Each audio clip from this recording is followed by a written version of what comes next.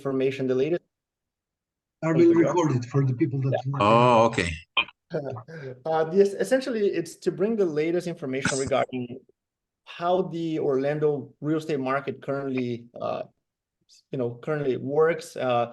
I have been in Orlando for the last 14 years. I moved here initially to pursue my MBA degree, and my parents happened to work in tourism. So when I was growing up in Brazil, every 6 months, I would come here. Since starting in 1996, I would come with them, bring groups to Orlando, take them to Disney Park. So I have seen the city grow quite a bit from 96 through today. And when I moved in, very similarly, my parents would have some of their passengers come over for their tourism purposes. And then when they ended up getting here, they're like, well, I might be interested in investing in real estate.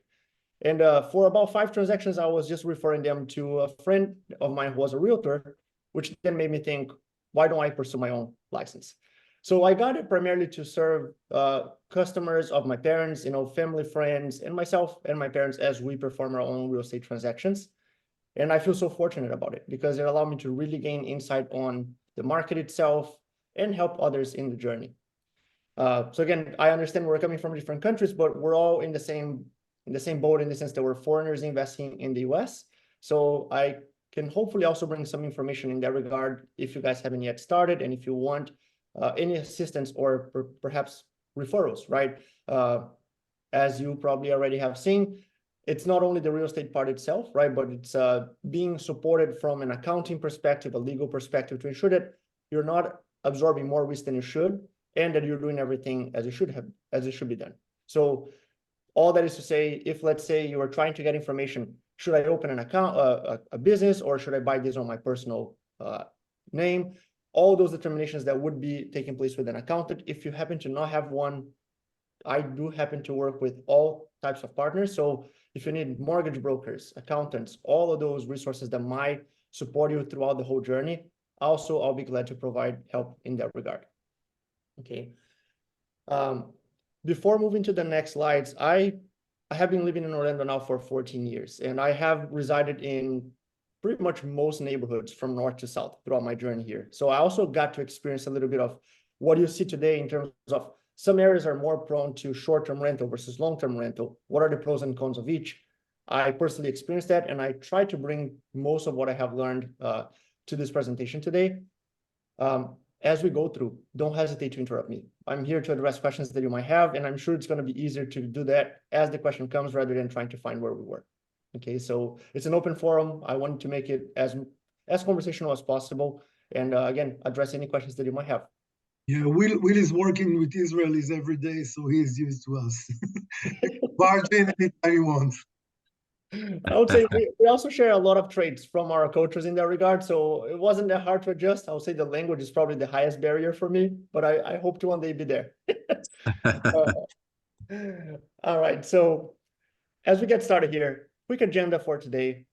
First and foremost, I put together a little summary of why Orlando. What are the things that I see when I compare Orlando to other markets, especially in the US?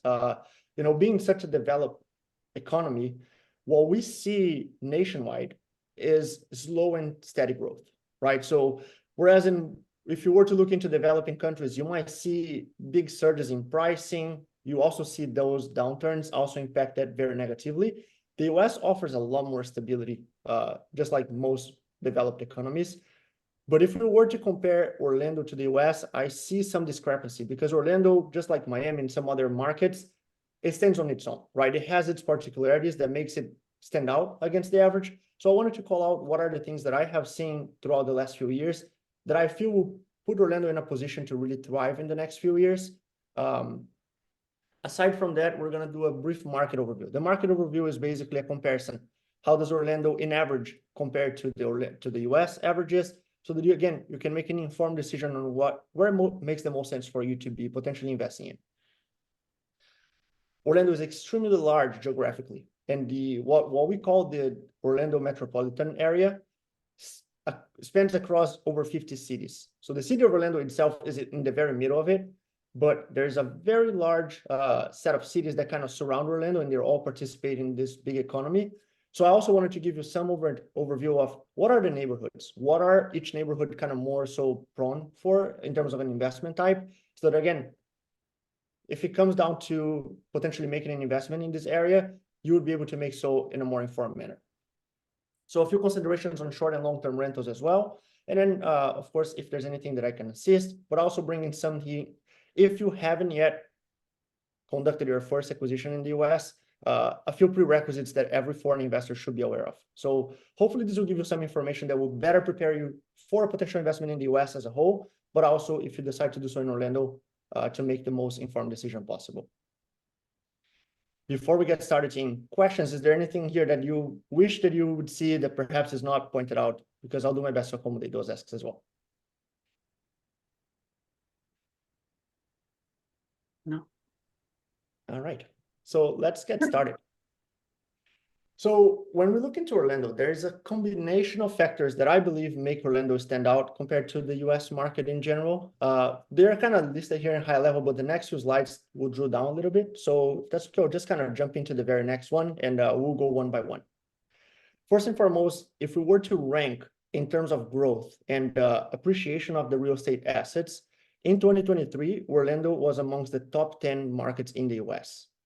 I mean, only that in itself is quite an achievement. And if you were to look out of the 10, 4 of them are in Florida, which is indicative also of, it's not only Orlando itself, but it's the Florida state that is becoming very attractive for a combination of factors. The warm climate combined with lower cost of living compared to other states. And there is no state taxes. So if you happen to be a resident in New York, let's say, or most states in the north of the US, not only you are dealing with higher costs to maintain a property, but you're also dealing with sometimes state and municipal taxes. All of that adds up at the end of your investment, right? And you definitely deduct from your profitability. So it all starts with, like with COVID, when we had a downturn in our tourism market. All of that, there had been a lot of concerns here. I remember being, especially having lots of friends that have short-term rental properties, they're all freaking out. What are we going to do about this? Is there going to be demand? What is going to happen to the overall prices now that we don't have that touristic demand?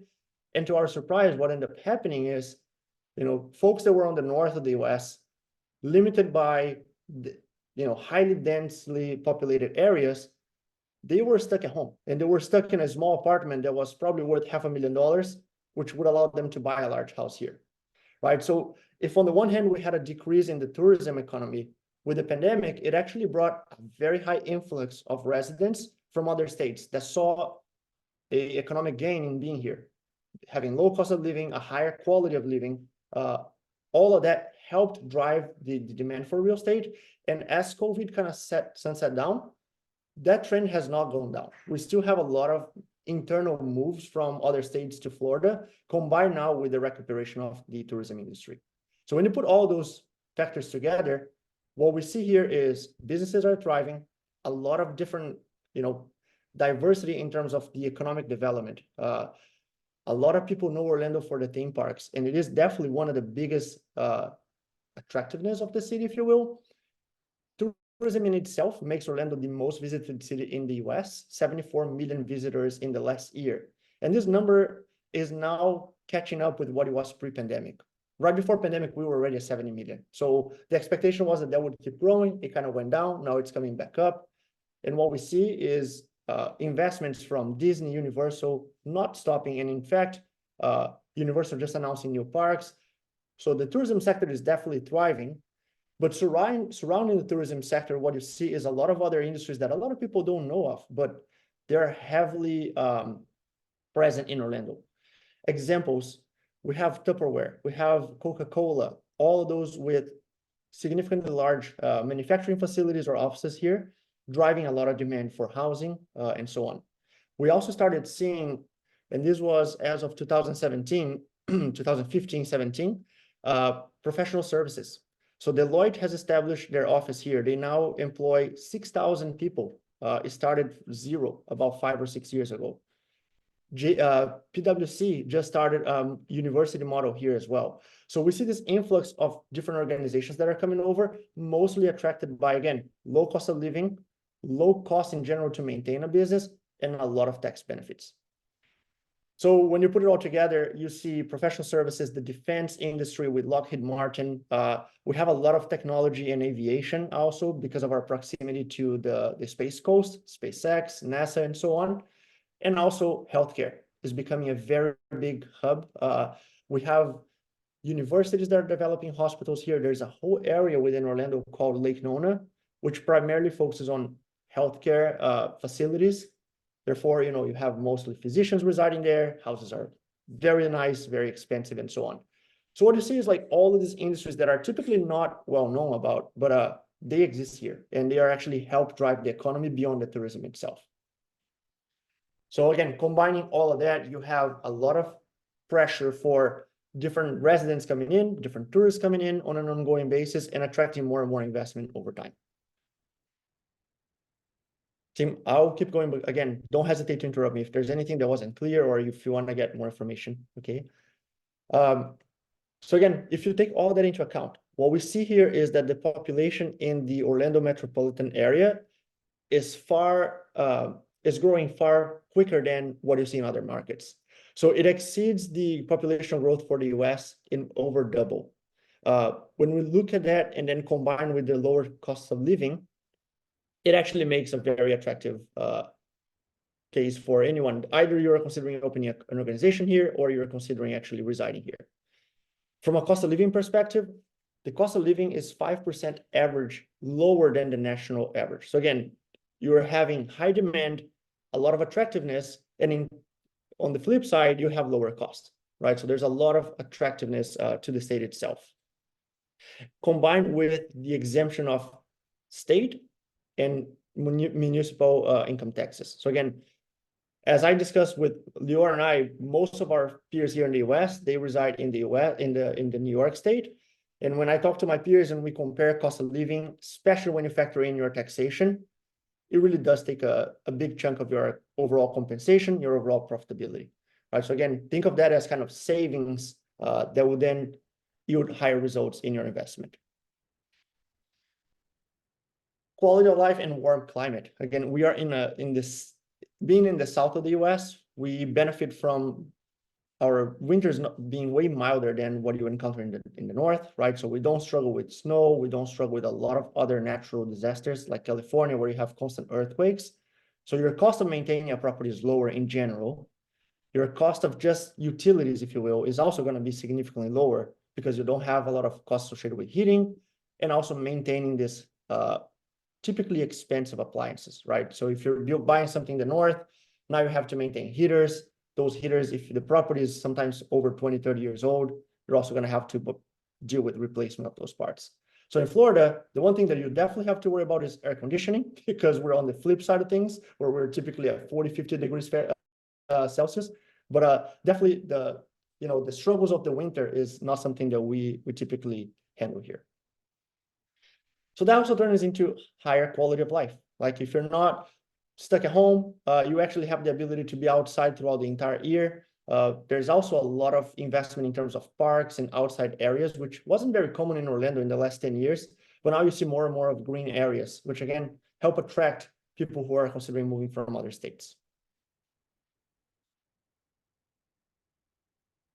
Last two items here, resistance to economic downturns. Again, you have so many factors layering into what is contributing to the economy that when we face at a nation level, when we face a downturn, what we typically see is that the Orlando market doesn't suffer to the same measure, right? So if the whole US is kind of declining at 5% rate, Orlando might be declining at 2 or 3% rate, because there are other factors that are always pushing market up and helping sustain prices where they should be. Another example, when the US went to a large crisis, 2008, 2009, we also anticipated that it was going to be a decline in the market. However, Orlando suddenly became very affordable for foreign investors who suddenly, if you're in a developing country, your currency became stronger against the dollar, and it really made a good case for why investing here.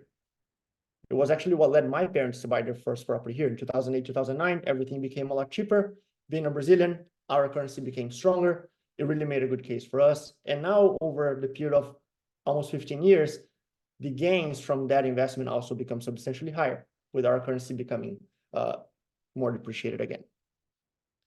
And last, favorable business environment. So what we encounter here is, because of the cultural diversity, we see all types of food, all types of establishments, which is also not something that you would see throughout the whole US. If you go to some more remote states, it's typically a very traditional American kind of diet and so on. Whereas in Florida, you kind of find a very high variety of cultural offerings and so on. Many different types of entertainment opportunities, and a city that is committed to bringing businesses. So what you see is tax benefits for companies of all sizes. The example that I mentioned, Deloitte, the reason why they came over, and I only know that because I used to work for them, they got tax exemption for, I believe, 8 years if they were to commit to employing 5,000 people. So that made the decision for them quite simple. And now as they keep expanding, they're going to expand here, right? So it's helping drive the demand and the supply within the state itself. So you have the city with appropriate planning, driving, everything that is available for the public, combined with a lot of good investment coming in from the private sector. I mean, living here for now 15 years, the amount of transformation that I have seen in public infrastructure, road system, and now we have the train system starting from Orlando to Miami. Down the road, it's going to be from Orlando to Tampa. So there's a lot more connectivity from a logistics perspective to make the destination even more affordable for others. So all of that should turn into more and more investments, more and more businesses coming in, and again, more demand for real estate, supporting high prices and avoiding any downsides. Any questions on what I just brought up before we go to the next section of the presentation?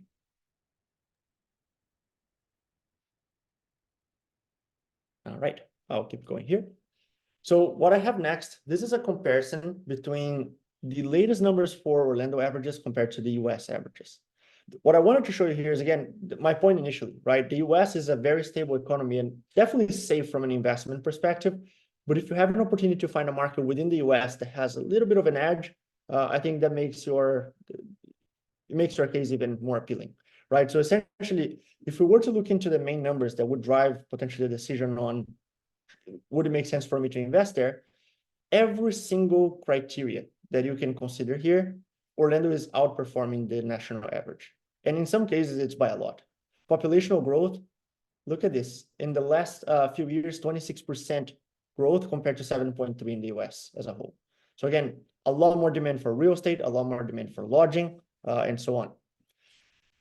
Even though you're not going to have to pay a very significant premium to own a house, right? So you get a lot more growth, you get a lot more stability, but your overall pricing doesn't remain a lot higher. It doesn't become a lot higher.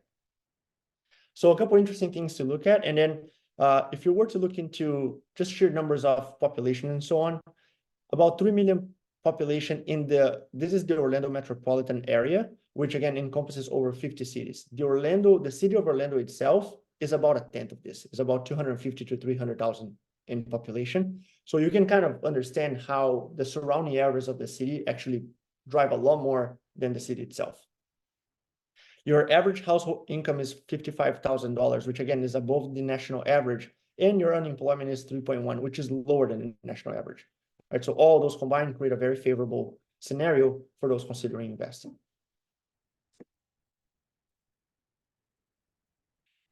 So I think it's important, team, as you try to determine, does it make sense? Is Orlando the right market for me? And if so, where? To understand the composition of the city. So when we talk about the Orlando metropolitan area, again, it's a much larger scope than the city itself. So if the city is kind of the central area, the Orlando metropolitan area encompasses both counties that you see here. So the county that stays more to the north is called Orange County. And this county includes 50 cities, including the city of Orlando itself. They are typically more well-developed, if you will. There are older properties, like the city of Orlando in Winter Park is an example. They date from early 1800s. So if you were to look into Winter Park, there are still constructions that are over a century old. So market is a lot more well-established. You don't see as much appreciation in the market as you would in the emerging countries around it, counties around it. But again, for those that are looking maybe for stability and place to reside, that could very well be very appealing. So the north is more so, let's say, resident, is less prone to touristic fluctuations, right? So, I live in the Orlando area right now, kind of downtown Orlando. I barely notice the tourist seasons, right? I used to live at one point in what we call here Hunters Creek, which is like closer to the Disney area, the airport that's towards south, where most of the short-term rental is around or is available at. And I remember, come June through August and November through February, life becomes a little hectic. A lot more traffic. You go to a grocery store, you're gonna get lines just because there's no other way but to kind of see the direct influence from the tourism market, right? So think about it this way: South, because of its proximity to Disney, Disney kind of spans through both counties, but it's predominantly located in the kind of this left corner of Osceola County. So given the proximity to Disney, Kissimmee, this area here is where you would see the biggest concentration of short-term rental. And therefore, again, if you happen to reside there, you're going to see a lot of fluctuation in how inhabited the place is throughout the year. Whereas in the north is a lot more stable, is a lot more focused on the resident market rather than tourism market. So again, different profiles of investments.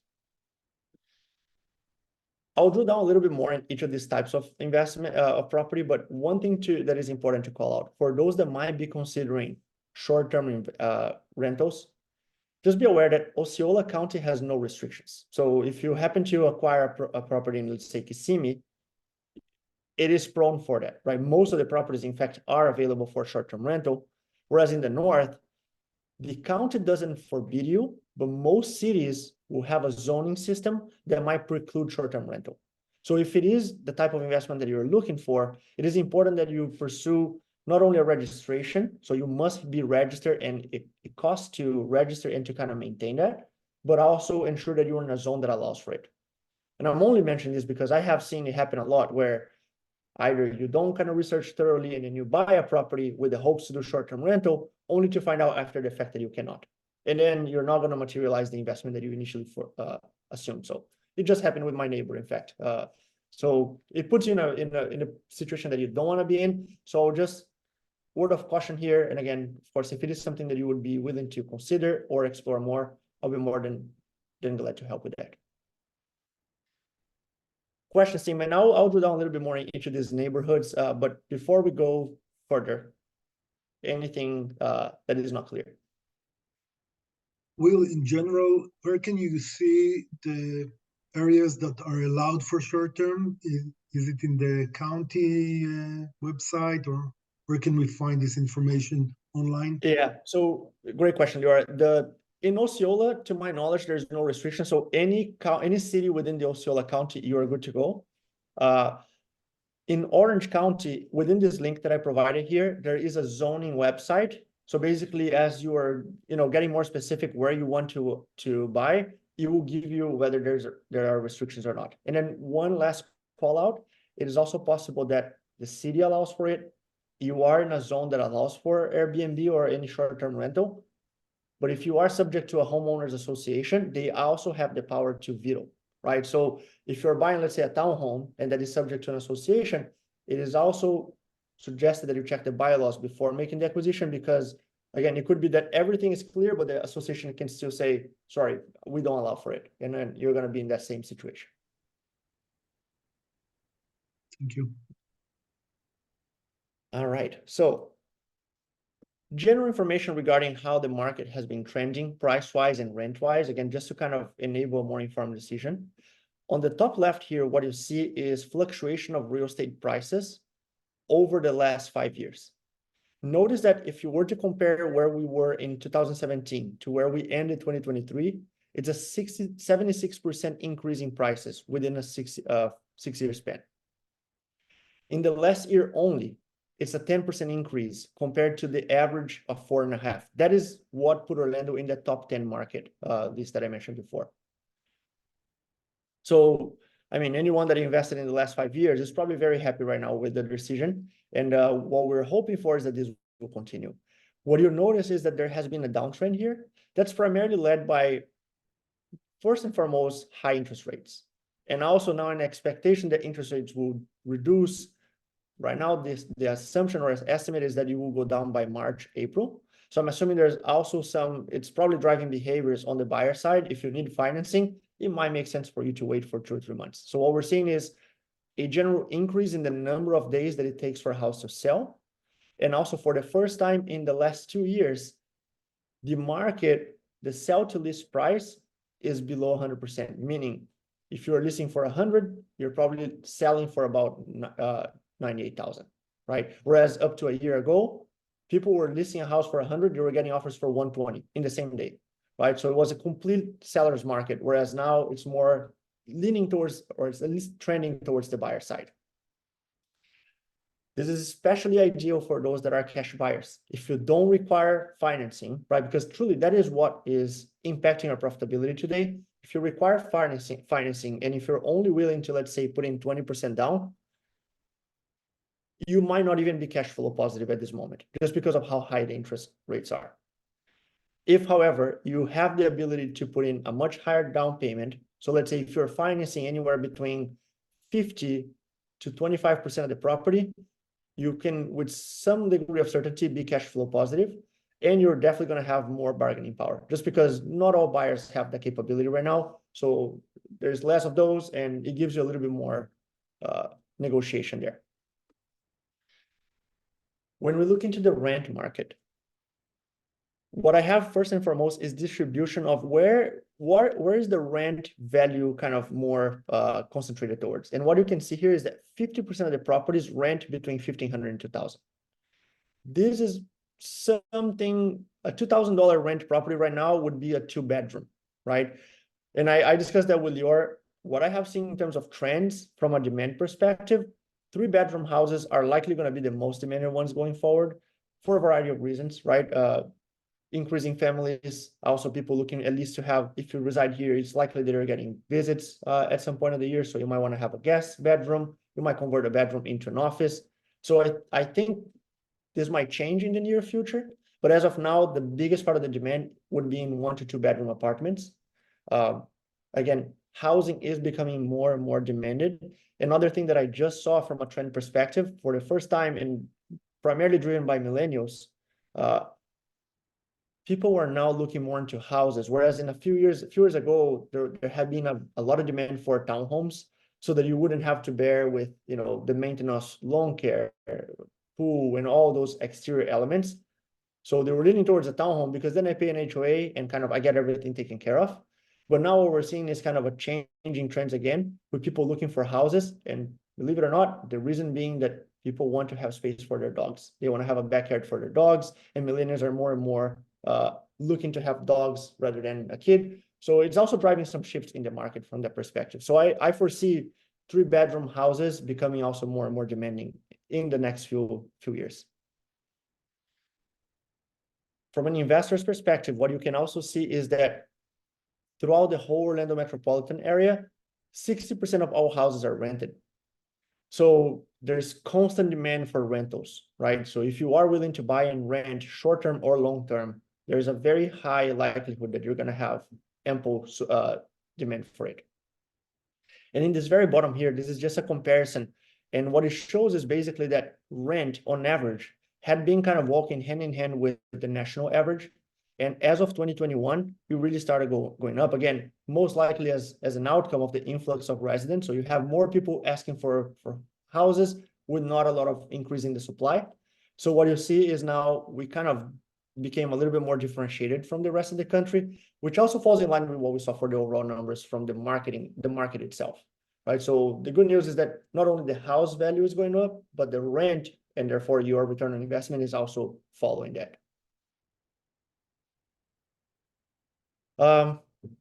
Any questions, team? Anything that perhaps you saw here that I haven't mentioned, or that you have questions that I can address? I forgot to mention one thing, which is developments. I have seen a lot of recent developments in news regarding what the city is proposing, and also what private developments are bringing to city. So as an example, within what we call here the Amway Arena, where the Orlando Magic team is based at, which is right in the heart of downtown Orlando. Downtown Orlando has been losing value, if you will, just because a lot of people with COVID wanted to move out of this area. but now they're trying to do a lot to kind of revitalize the area. So there's at least $1 billion or $2 billion investment coming in that is going to kind of revolve around the arena area. And the hope is that that's going to bring the market value up as well. It's also very close to our recently established the soccer team that we have here, the Orlando City. So both of those combined should drive a lot of value in the Orlando downtown area. And similarly, if you were to look into, there's an area, which I'll point out in the next few slides, Ocoee as an example. It's neighborhoods that surround those that are more well-developed, that they're trying to now build more and more either commercial establishments to attract housing. So I'll point out some of those regions, but all in all, I think a combination of the city planning plus the private developments combined are also really helping drive demand and therefore the pricing.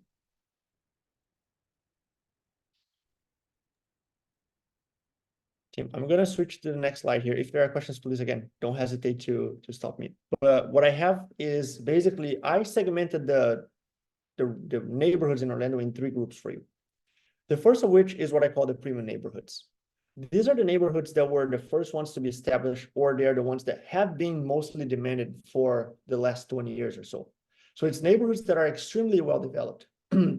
They have probably the most known, or they are around the most known developments or kind of areas. As an example, the areas that I highlighted here, Disney is around here in the map. Universal Studios is right here, right? So Dr. Phillips and Windermere, this used to be has always been a premium neighborhood, right? It's expensive to get in. It has a lot of chains of lakes too, so a lot of lake properties.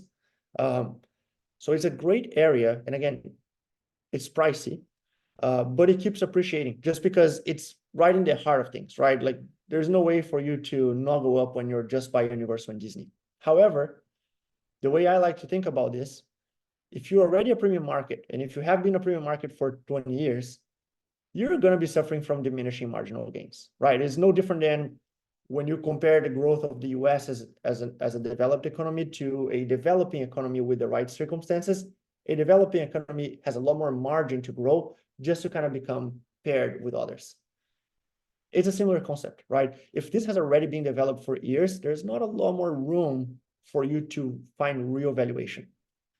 What might be interesting in these areas is if you're an investor considering relocating here, if you want to live in an area that you know you're going to be well situated, this is where the best schools also are, right? So that's most likely where you would want to be if you are to reside in town, or if you're considering doing maybe a type of flip, because they are older neighborhoods, you will also find properties that are 50, 40 years old, right? So you find some opportunities there where you can make some renovations, bring the house kind of to the market, to the standard of the market, and there generate some profit. So the oldest properties there are like from the 50s, 60s in that areas?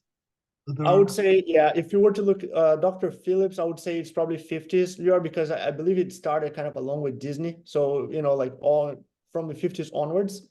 Winter Park is an area that I know their development started in the 1800s. So here, I remember, that's where I pursued my MBA there. So I saw the city being transformed drastically too, just because there were so many old properties. And a lot of this area has already been gentrified. Like the houses that were not very good, most of them have been brought down and kind of they built very nice houses in place.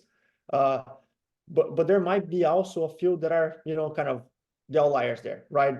The one thing that I would call out though, it would be very hard for you to find something there that hasn't already been adjusted to reflect the increases, right? What I remember seeing is like even very low quality, in bad shape properties with a significant price. And when you put it all in, it's hard to make a high return because they know how much the land itself is worth.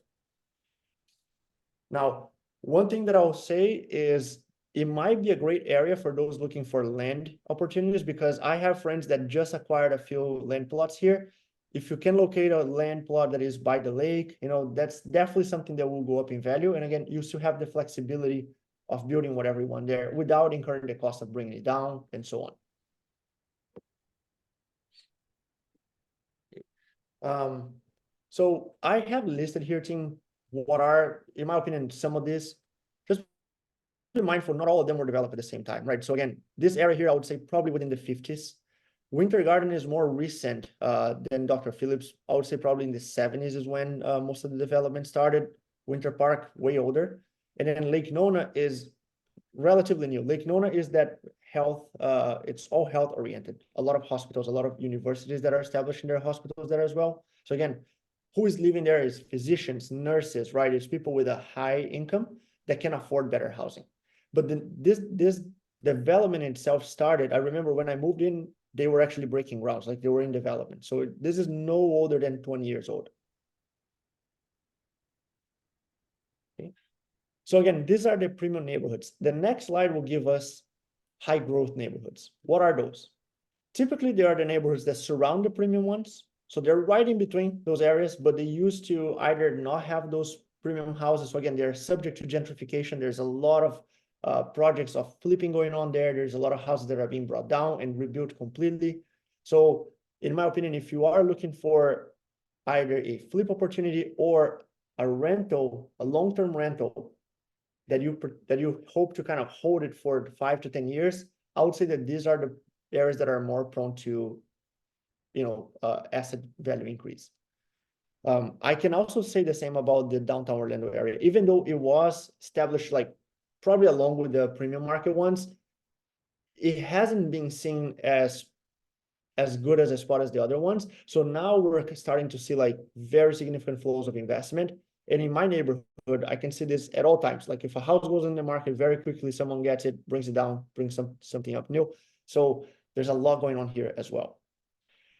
So notice that, whereas in the prior slide, I highlighted Winter Garden, now I'm highlighting Ocoee. If I highlighted Winter Park, now I'm highlighting Mayland. It's kind of the next area right by it, 5 to 10 minutes drive. So you're still close to those very attractive real estate or commercial / tourism attractions.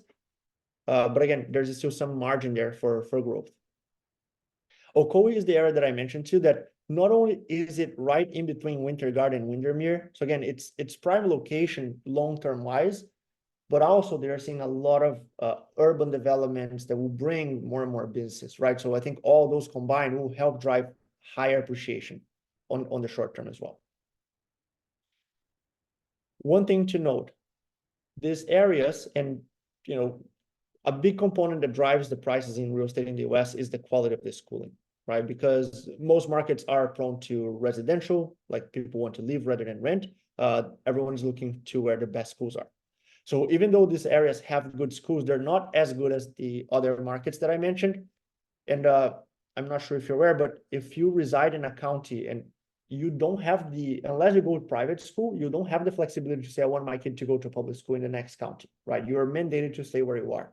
So if you have kids and you're planning on, let's say, living here, I would say potentially consider the prime because you want to have your kids in the best areas from a schooling perspective. But if you are, let's say a family with no kids, if that's something that the school is not a need for you, I would definitely say consider this. There was something else that came to mind, but now escaped me. Once I remember, I'll bring it up. Any questions, Sam, on what I just mentioned? Anything that perhaps you saw here that I haven't touched upon? Oh, I also noticed I don't have the county kind of overlay here, but the county of all of these neighborhoods, this is all Orange County, right? So it's those that the county doesn't prohibit you, but you would be subject to zoning and HOA approval for short-term rental. So I would say primarily the type of investment here would be long-term rental. There are a few exceptions, but I would say that's the rule of thumb. I will, first of all, thanks a lot for all the explanations. Can you please repeat about the schools, what you just mentioned? Yeah. So the schooling, is it more so like the restrictions or the fact that, let me kind of do a brief recap of everything. So the schooling, where you have your house, let's say I moved and I'm in the Williamsburg neighborhood. Unless I'm willing to go private, if I want to send my kid to a private school, I can choose anywhere, right? Because I'll be paying for that benefit. But if I want to go to a public school, I cannot say, oh, I would like my kid to go to Dr. Phillips High School. I am bound to the school of where my house is located at. So much so that if you go to Zillow as an example, and you pick a property, it will tell you exactly what schools you could go to. So you don't have the freedom, complete freedom to choose. It's bound by where you are, essentially, right? So, and the schooling here, the grading goes from kind of it's letters, but combined with numbers. So what you would see over here, all these neighborhoods would have A-grade schools, right? So this is where the best, in fact, Dr. Phillips and Windermere, they have some of the most well-known high schools in the world. Like there are people that move from all over the world to have their kids go just there. Whereas in these neighborhoods, you will see schools that they're good, but they're just not the best in town, right? So if, let's say, if you're considering buying to reside in the house and you're coming with your family, if you have kids in school, I would suggest potentially consider where you're going to get the best schooling possible. Okay. It also would impact, as an example, your short-term rental. I mean, long-term rental from a contract perspective, but in the short term, until that school becomes better, you know, your rent value will likely be significantly lower than what it would be in a prime neighborhood, primarily because of it. Got it. Thanks. Yes. Will, just for distance perspective, what can you give how much is like from Windermere to what is it here, Dr. Phillips? Yeah, What is absolutely. the mileage? Yeah, so I'll give you just so that I like, because I know exactly streets and all. Like I live here in the Orlando downtown area, and Lauren, one of our coworkers, lives here, right by Universal. We are 4.5 miles apart from each other, so it's not very far geographically. And it takes me 15 minutes to get there. Oddly enough, though, but it's a virtue of how this has been developed. I know that the connectivity between Windermere and Dr. Phillips is an example. You know, like if you notice between here and here, I have highways, right? So I just take on a highway and I'm here real quick. But if I'm moving from east to west, unless I can benefit from like the turnpike or like these larger highways, this can take 30-minute drive just because it's kind of a single lane road, you know, for now, but it's always developing, and urban planning and development has never stopped. Another reference, because I would say it's one of my recommendations for long-term rental. If you want to be, ideally you want to be either no more than 45 minutes from the area where Disney/Universal is, or like downtown Orlando, just because you want to be close to something where people are going to be going for work or for leisure, right? So as long as you are within this area, you are within the range. Maitland Winter Park from downtown Orlando, that's 15 minutes. And from here to here, that's another 15 minutes. So we're still within the 30-minute range, okay? The last group of neighborhoods, if you will, is the short-term rental neighborhood. So this is the Osceola County. So everything that we're looking in the prior slide, if I were to combine those two graphs, everything is kind of from here up, right? And Osceola County is the south part of it. So these are the neighborhoods that are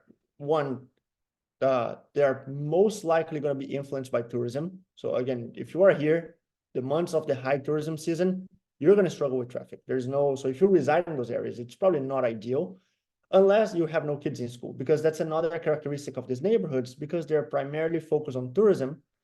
They're not really dedicated to the resident. Therefore, the schools are not as good as even the group that I just mentioned before, right? So if you are coming though with no kids and if short-term investment is what you're looking for, this is likely where you should be focusing. Now, a couple considerations here.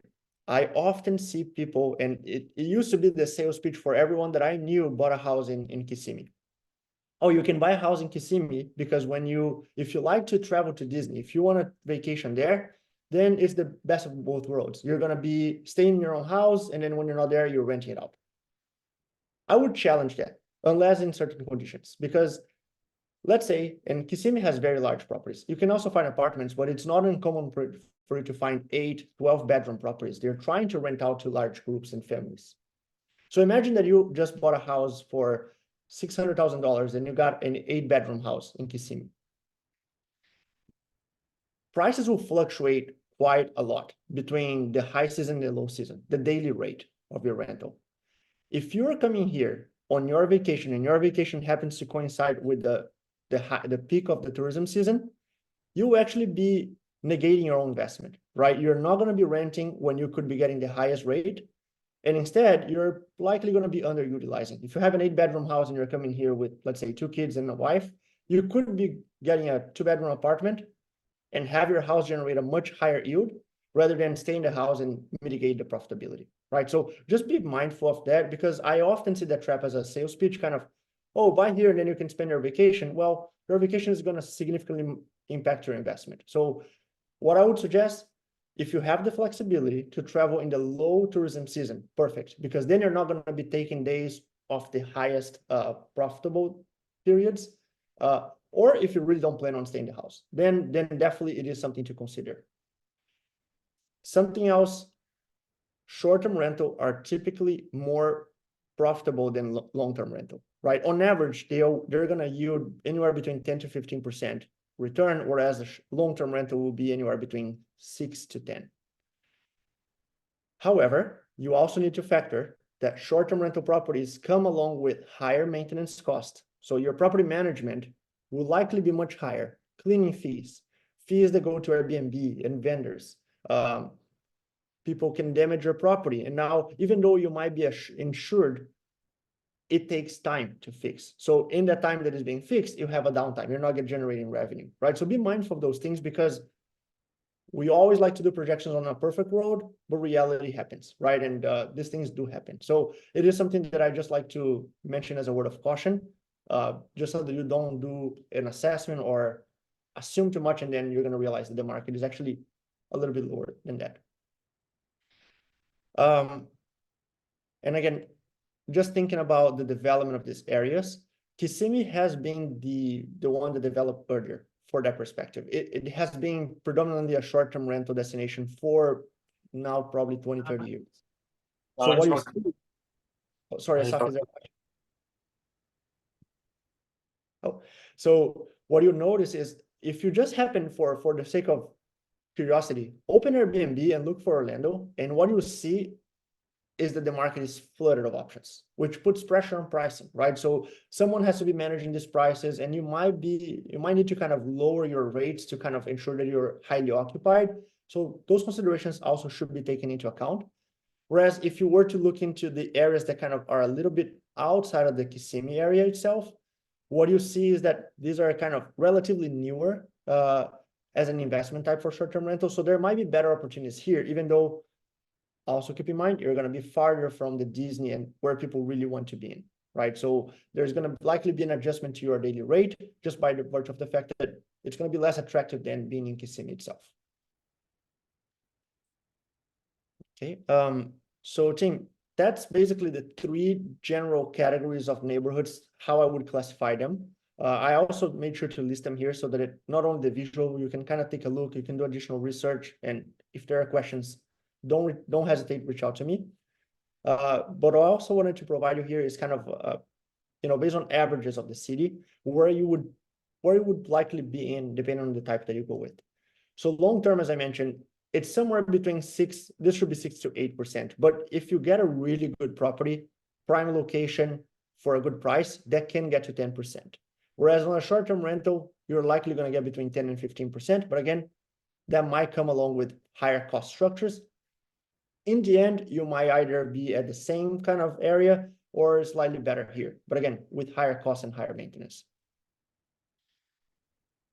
Pros on the long-term rental, right? It's safer from a stability perspective. You don't have to manage utilization, sorry. You're either, especially if you're dealing with 2, 3 bedroom properties, once you put in a resident there, provided that your tenant is a good one, you're likely going to have the person in for 2, 3 years. So it gives you, time to not be fully vested in kind of managing at all times. Less maintenance in general, right? If you get a good family in place, I happen to have an investment property here, and the family that just joined, that just kind of got into my house, the house is now in a much better state than it was when they came in. They take good care of it. They help me with maintenance. So it's really a much better relationship, right? You trust the person and so on. And the locations, in my opinion, are subject to appreciation on the long term. that far outweigh those in the short-term rental. Just because, again, you're benefiting from the school district, you're benefiting from other types of investments that will attract and sustain demand over time. Short-term rental. The secret here is the management piece, right? You're only going to extract the high yields if you have a very lean structure, a great property manager, or if you're managing yourself. I think I mentioned to Lior, we have one of our coworkers, he acquired a short-term rental here in Orlando, and he's getting substantial returns. However, he doesn't pay any management fees. He manages it himself. So when the property vacates, he's the one going to clean it. When price needs to be adjusted, he's the one doing it. So also take into account, it's going to take from your time. If you're a foreign investor, you might not even have that option. But that's where the key for profitability is on a short-term rental, is how do you minimize your management piece, or how do you do it yourself? Cons, it's pretty much the flip side, right? When we look for the long term, the profitability is not as high as the long term, as the short-term rental. And that's the reality of things, right? You're trading stability for profit. Short-term rental, on the con side, again, higher maintenance. You never know who's going to be in your house. They might damage it. When there's damage, you might be insured, but again, you have to fix. That fix might require you to be at times without renting. So all these little things that down the road, when you accumulate it all, it might significantly impact your profitability. So again, just be mindful of it. Be conservative in your estimates to avoid frustration. That's how I would propose it. Well, when you're talking about short term, you're talking about days, weeks, months, how much? Short term, yeah, great question. In the state of Florida, short term is considered anything less than 30 days. So any form of Airbnb, or even if you're doing kind of a month to month rental, that would constitute short term. Because I know there's the traveling nurses and all that stuff that can be a few months. It could be a few months, and then as long as usually there are, so if it is for like to qualify for the long-term rental, typically they will require 6 months of an agreement, right? Some places a year long. So like these traveling nurses, they are usually co-located between 4 to 6 months. So they could very well benefit from what we constitute as a long-term. And in fact, you would not, let's say the areas that we called out, like in the Orange County, even if short-term rental is not allowed, you can still, anything beyond 30 days, you're most likely able to do. So like those scenarios, it is something that you can benefit from. And Tim, I didn't mention, but it is very common in Florida. If it is something that you find, I highly suggest kind of looking at those very carefully. Any property that has what they call a mother-in-law or a guest house, it's a great investment opportunity, right? Whether something that you can do, my neighbor here, they have a main unit, and above their garage, they have a whole loft, like with kitchen, bathroom, and all. So what they do, they acquire their property, but then they lease the unit in the back, and that helps them offset their mortgage, right? So if you are in a short-term rental area, you actually have 2 units renting. You can rent them independently, and if you're in a long-term area, you can also rent them independently. So you can have a lease agreement for your mother-in-law / guest house, and another lease agreement for the main house. Again, 2 sets of income on the same plot of land. It's good. And Tim, I know, Lior, I think we only had an hour, right? I want to be mindful of your time. It's okay. We can glide a bit more than how much? How many more slides you have? I only had 2 more slides, and that's it. It's just the prerequisites because I wanted to make sure if you haven't yet made your first investment in the US, and again, because I know you guys are in Israel, I wanted to talk a little bit about what would you need, right? So that you don't face a scenario where you found the house that you really want to buy, and now because of bureaucracy, you're not going to be able to grab that opportunity. So first and foremost, I highly suggest any foreign investor carefully consider your ownership model. Meaning, are you going to buy this on your personal property? Are you going to buy this on a company, a trust? How is it that you're going to acquire this? We usually open LLC, Will. Right, yeah. So I highly recommend that too, Lior, although I shouldn't even be making recommendations. This is something for an accountant only to recommend, but I do suggest don't purchase before talking to an accountant and making the right decision from that regard, right? It has considerations. I mean, it has downstream impacts on succession planning and so on. So very, very important item to consider, just to ensure your profitability will be matching your scenarios. Pre-approval. only needed for those that are going with financing. So if you're a cash buyer, you don't have to worry about this. But if you are going to be using any form of financing, you must have a pre-approval before you even put in an offer. A pre-approval is something that you will obtain with a lender. Typically, they will require, if you don't already have accounts established in the US, that you can provide income and so on through here. They will ask some form of income demonstration from Israel or anywhere else that you might have it. So just be mindful of that and make sure that you have what you need. Tax identification number. If you are not a resident in the US, you might not have a resident visa, you might not have a green card, but in order to buy and maintain a property here, you will need to maintain a ITIN, or an individual tax identification number. This is the equivalent for a local that has a social security number for tax purposes. This is the equivalent for a foreign investor who is not a resident. It is also something that you would secure through an accountant. And my understanding, I think if you're financing, you must have this beforehand. If you're buying cash, you must attain this before the next tax cycle. So let's say if you're buying a house this year, you would have to secure this by early of the next year before you file taxes. Because once you secure a property, you have a tax liability over it. Okay, so again, something to discuss with an accountant as well, but super, super important. And again, if you are really seriously considering, if you haven't taken this step yet, I would suggest start earlier than later. Just so you know, you have to provide a lot of documentation and so on. So this can take some time. A bank account in the US, it's not hard to attain one, but again, once you are in the process of starting the transactions and you have to transfer funds, this will become a requirement. So I would suggest secure one as soon as possible. Any bank institution can provide you the requirements. Again, if you need support from that perspective, let me know.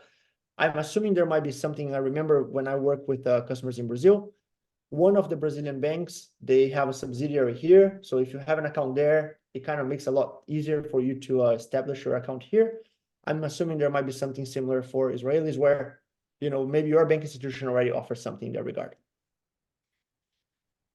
Personal and financial documentation. This will be your, you know, all of your IDs, if you will, right? Passport and so on, so that you can secure the transaction in any financing. So again, this will be proof of income and so on.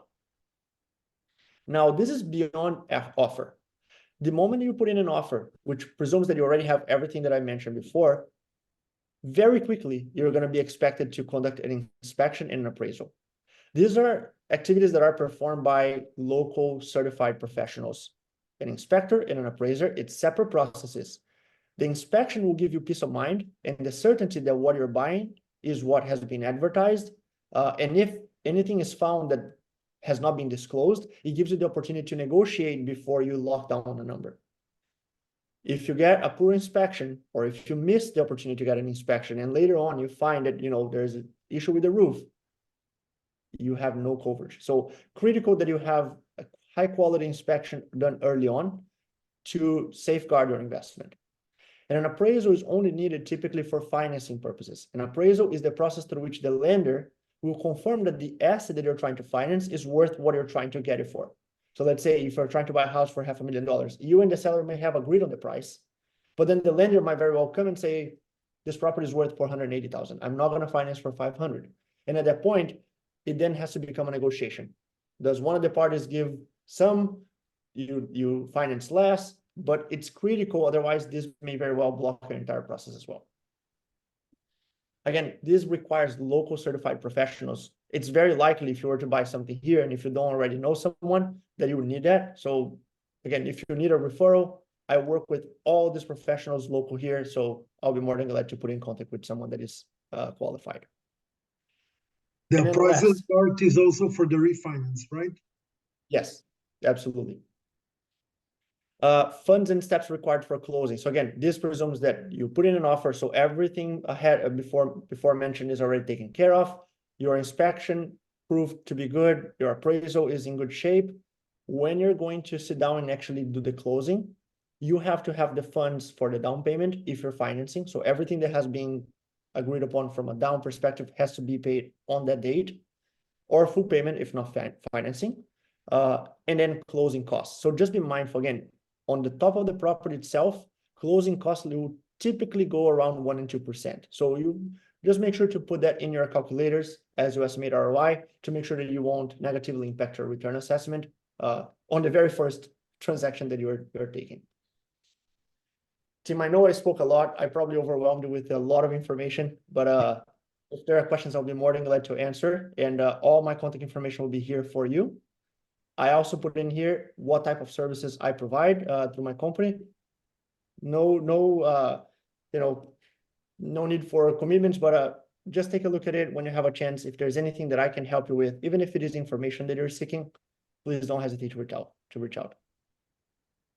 Well, first of all, thanks a lot. You mentioned the closing costs of 1 or 2%. What do they include? Closing costs will typically include, so there is title transfer fees. Let me just stop presenting so that I don't want to be looking to my side. Just one second. All right. So title transfers. So when you close a property, the title company will have to, get a deed done to formalize that transition ownership went from one person to another. They will also assess tax liability. It's part of the process, but it should come out of the listing price itself, like the commission that goes to the listing and to the buyer agent and so on. I can provide, if you like, there's probably a list, and I might have this handy. I can include that in this deck. What is entailed as part of the closing costs, so that you can have more information on that. We appreciate that. You also provide services of property management, right? Can you talk a little about the costs of property management, how it goes, how the breakdown? Absolutely. Yeah. So property management varies by type of property, and also varies by location, but typically it revolves at around 10%. It can get lower if it is long-term rental, as an example. It is something that we typically can lower that down because the management aspect there is nothing but when one tenant is leaving, putting another one in, right? So doing the listing component, and also if, let's say, there's a damage to the property, something that you need someone to be hands-on, finding a contractor and so on.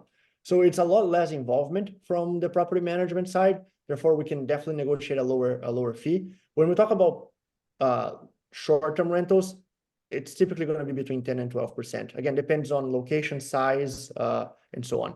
But it would cover all aspects, right? Especially on the short-term rental, listing it, ensuring that it's rented, so controlling pricing, helping out with the cleaning schedule if there's a need to be fixes and so on.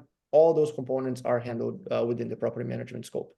Like if you have a pool, the pool maintenance and so on. Handling the providers, right? The actual components of cost go towards the owner. What are the costs for when a tenant leaves and to bring a new tenant? It depends. I believe typically, because I currently don't manage any, but if I recall from my last transaction, it's typically a fee out of the first rent. It's either kind of a substantial part of the first rent or kind of 50% of the rent itself, and then there's no component afterwards. It's just to kind of pay out the listing fees and kind of if you need to show the property and so on, do an open house. And then from there onwards, there's typically no cost. Of course, if there's a need, let's say something breaks and you need someone to be hands-on, I can help, and then we would probably assess as an ad hoc kind of a expense. Well, us as being Israelis as we are, we like to bargain. Where can we bargain on the prices, and where it's like don't even try, because it's I would say on the property management, there's a lot more bargaining capability, or because it's typically costs that are associated with my service rather than things that are out of my control, right? On the acquisition of a property, there's not a lot. The only thing that we can bargain for is on the price that we can negotiate against the seller. Because aside from that, I don't control any costs. Nor could I even commit to diminish my own commission. It's against the law for me to say, oh, you know what? I'm going to waive my commission and give that back to you as a discount. So those are some things that I don't have control over. But we can definitely fight for price. Cool. Thanks. Helps a lot. Yeah, guys, do you have things we can draw information out of Will like you won't believe? It's an opportunity here. He can tell us their dirty secrets. So come on, if you have Anything that you want to ask, go ahead. I think it was very informative, Will. Thank you. Added a lot of value. So really, thank you very much. Appreciate your time coming here. And Thank you for the opportunity. thank you for sharing this presentation with us. I'm sure people will use it. And we're recording this for people that were not able to join us tonight. And yeah, we'll put it on the channel, on the YouTube channel. Sounds great. Lior, thank you again for the opportunity for bringing me. It's a pleasure to meet all of you. I'll be more than glad to address any questions you might have as a follow-up, and I'll send the material just so that you have that as well. Again, if questions arise as you review it, I'm here for it. Cool. Thank you Thank very you very much. much. Thank you, Will. Thank you all so much. Have a Good great night, Saturday. everyone. Thank you. Bye. Bye-bye. Bye.